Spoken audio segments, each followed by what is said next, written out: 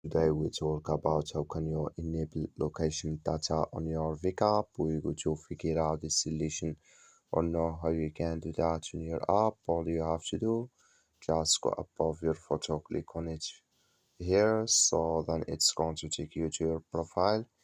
Then all you have to do, you just go above this sign, click on it. So then it's going to show for you a list like this. Then you click here on settings. So then you come to this list here and you click here on app settings.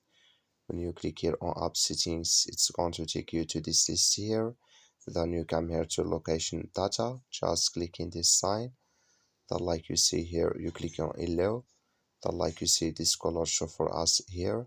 That's mean location data, it's enabled with us now. So that's all you have to do. Thank you for watching. Don't forget to support us by liking and subscribe.